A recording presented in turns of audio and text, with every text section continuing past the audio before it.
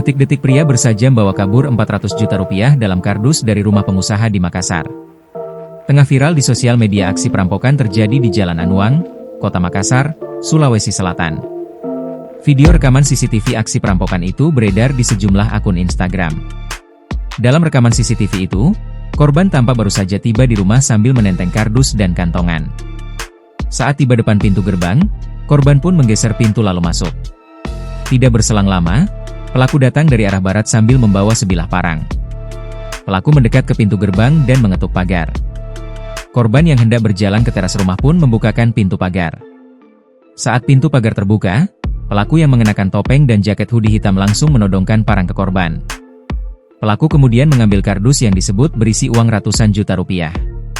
Salam, 38, pria yang menjadi korban dalam perampokan itu, mengatakan, peristiwa yang dialami terjadi sekitar jam 17.30 WITA. Saya baru pulang dari habis antar barang di Banta-Bantaeng, kata Salam ditemui di lokasi kejadian, Selasa, 22 April 2025, siang. Setelah saya pulang bos suruh bawa kardus berisi uang tunai di dalamnya, kurang lebih 400 juta rupiah, lanjutnya. Saat dalam perjalanan menuju rumah majikannya, Salam mengaku tidak merasa ada yang mengikuti. Tidak merasa diikuti, karena saya tidak lihat orang di sepanjang jalan ini, ujar Salam. Anehnya kata Salam, pelaku seolah tahu langsung isi dari kardus yang dibawanya.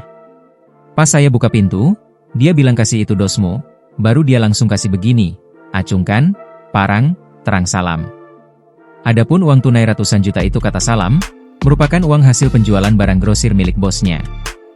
Uang hasil penjualan dari toko dan penagihan. Setoran dari langganan, ungkapnya.